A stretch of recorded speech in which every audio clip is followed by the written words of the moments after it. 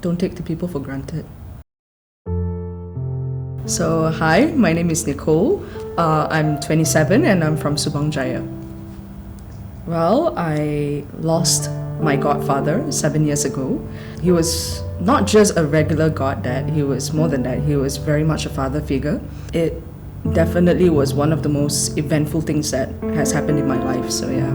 From the time I was young, I've always seen him as a very simple, down-to-earth man, very humble guy. I mean, physically, he was a very English educated man, and he had this very simple demeanor about him where he had like this white tee, he's tucking his shirt, and he had like this khaki pants, and everywhere he goes, like he always had this way of like standing up where he puts his hand behind and he'll just look around. So it's pretty dope actually. Like he had this thing where he can carry out any conversation with anybody, like no matter what background that person is from, in terms of like education wise and all. He always had a way to connect with people, and that's something that I've always admired about him growing up.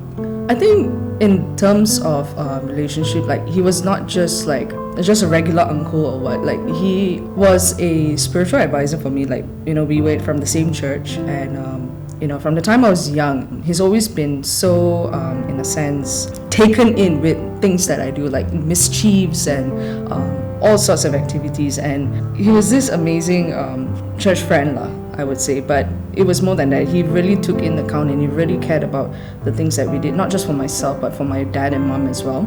So he was like a counselor in a sense for them, and I think that's what brought us closer. He was a very concerned and very caring person who would look in and make sure that things are all right with you. Like he would make sure he makes it an effort, like although he stays as far as Kajang, he will come all the way to where we live in Subang, and he'll try to take us out for breakfast or lunch, and he'll check in to see how we're doing. Just small gestures like that. And I think that's something that kind of bonded us over. Yeah. Okay, so this actually happened beginning of 2015. What I didn't know was that he was struggling with cancer, and he was very good in camouflaging the fact that he was struggling in terms of health-wise. And I think at that time, it was beginning New Year and all, we were going there and we went over to his house as per usual. We went to visit him, hang out with him. He was casually laughing and stuff, and we were just having a conversation, like in a joking way. He was like, when are you going to find a boyfriend? You know how uncles are, right? So it's like, when are you going to find a boyfriend and stuff? And I was like, no, won't find anyone yet. And he was like, you know what, I'll come for your wedding or something like that. For some time, because I was preoccupied with my studies and all, I didn't really catch up with him. And fast forward like 8-9 months later, we find out that he's sick. He had a concussion and he had a blackout. He fell down and he hit his head on the toilet sink, and it was terrifying for me, and it was a very helpless point for me, because at that time I couldn't drive, because given that option, I think I would have driven all the way from Subang to Kajang just to see him and catch up and spend time with him. It was definitely that difficult spot for me because I was stuck.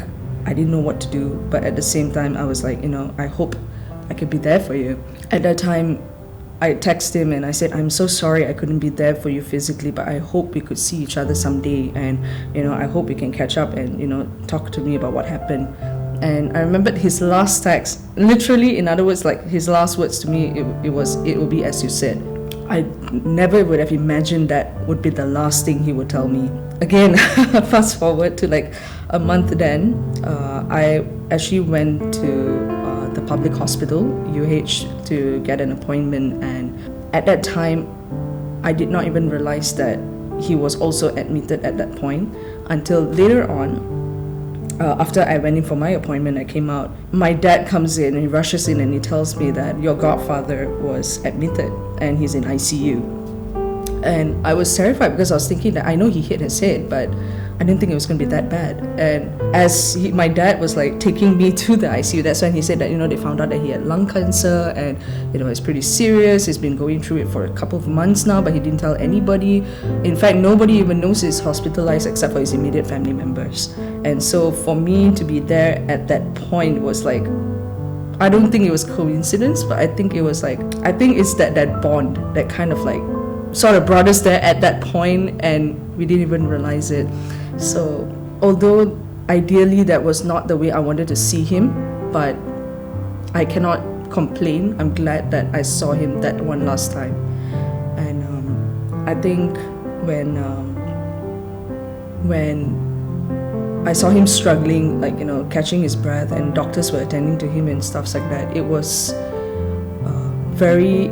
it was too much for me to handle, because I was like, first, I've never watched someone die before me, and I'm thinking there is a possibility I'm gonna watch somebody die, and it's not just any regular person, it's someone very special to me, someone very dear to my heart. And this person promised me something, and yet now he's not going to be there anymore. It's devastating.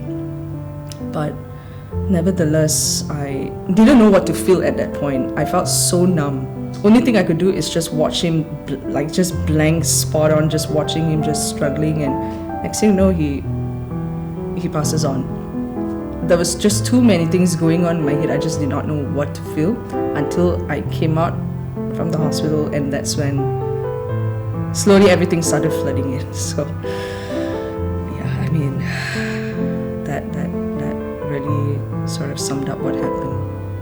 Yeah. Initially, I think when I lost my goddad, like, I did have a bit of resentment, I did have a bit of anger, but slowly then I realized, hey, there's no use holding on to that anger, because it's not worth it. It's not worth holding on to it. Like, as much as it hurt me to do that, I know that it was not intentional. My part was to let go, but I think that day it sort of like sparked up something else with me, where I'm like, no matter how hard it is, it drives me to be able to pick it up and learn it, even though it takes a risk to drive all the way, even if it means to drive to a new place. It's scary, it's going to be a whole different experience, but it's going to help me to come out of my comfort zone, so be it, but I want to do that.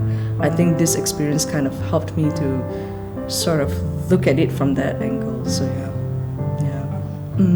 Okay. Well, I mean, I was upset, because I was like, why do you have to act tough? Like, what was the reason you got to act tough? Like, I thought, like, you care about us and stuff like that. Like, why would you do something like that? But I'm sure he had his reasons, and I remember like talking to my godbrother after that, and I asked him, like, why do you think he would have like kept it from like people around him that cared about him? And he did mention that he didn't want to trouble people. He wanted to do this on his own, and he in his head thought that he's going to get better. He didn't realize that the time was going to come that he's going off, and he was like, why put people through that hassle? I guess that was his reason. But nevertheless, it took me a while to kind of come to terms with that. I still felt that it was not reasonable. It's not a valid reason for it, but everybody has their own reason, I guess. So yeah. It was definitely a whole different picture for me altogether, because the person that I knew was very fun, jovial. He's always like up on his feet, and he's always coming up with the lamest dad jokes that you can think of. But then when I saw him lying down there, it was like, oh my gosh, it's like a whole different person. Like, there he is, helpless. He's having a life support where he's like breathing through like this machine. And it's just crazy, like, saying that, this person that I know, who's a very tough, strong person that I know, now he's in this vulnerable situation. It was definitely very difficult for me to handle. Like, it was like two different people that I'm seeing all together, and it was definitely not easy for me to kind of get that picture off my head. Even till now, that image of him in that situation still kind of haunts me till then and till now. Yeah. Initially, yes, like through the grieving process, I did blame God. I was like, God, you said that, you're great and you're strong and all that, but why would you take someone away? It did take a while, like, I did fight that thought for a very long time. And I remember I spoke to someone about this, and I kind of confided in a friend, and this friend actually helped me to open up a realization to say that, imagine if God did grant your wish and allowed this person to still live on. This person would still be living in pain. You would rather let this person go off knowing that, this person is not suffering anymore, rather than him living on and he's still struggling with the pain, and every day he has to fight for his life to survive. Why do that? You're torturing him even more. As tough as that opinion was, and I was like, oh God, I cannot deal with this right now, but it made me realize that, okay, maybe there is a point there, and definitely it was not like an overnight thing where I'm like, okay, I'm going to change my thought like that. It was like, okay, I'm going to accept that. And it definitely took a very long time. It took months, even took years, but slowly I'm coming to terms with it. So yeah. During the funeral, I think that was the toughest. I actually didn't want to go to the funeral. That was the truth. Like, I did not want to go to the funeral because I did not want to have that picture in my head, like seeing him lying down and he's helpless. And it was definitely tough. And people were like, okay, he lived his life and now he's no more. The part when I hear that word, he's no more, I'm like, oh my goodness. Looks like reality is hitting in. Like, he's really not going to be here anymore. Like, you're not going to hear that.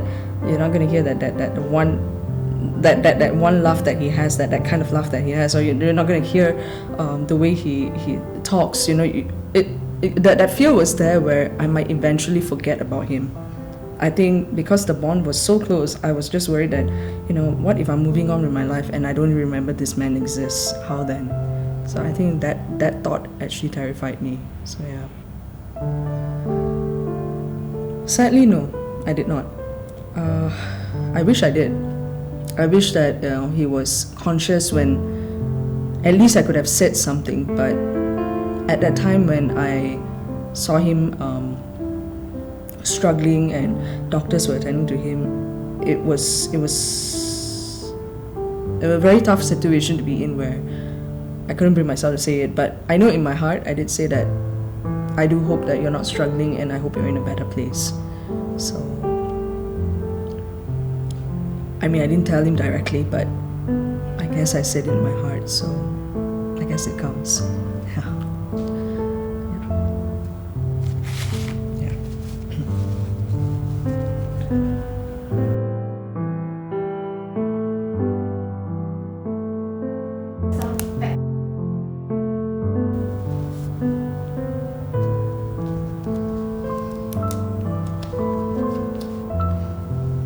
Hey Nicole, it's tough for you right now and I get that.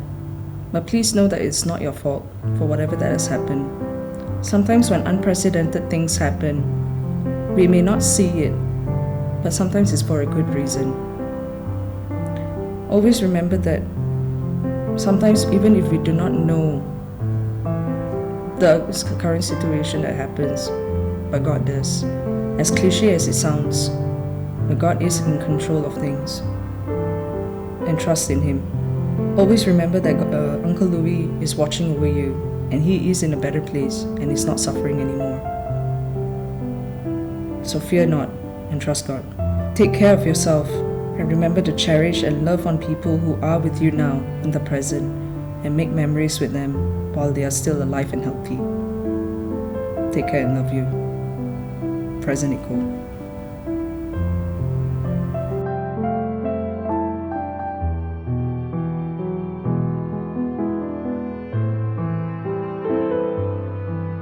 Don't take the people for granted. Don't take people for granted at all. Like, whether the person is young or old or whatever not, you name it, make sure you appreciate them every moment of your life.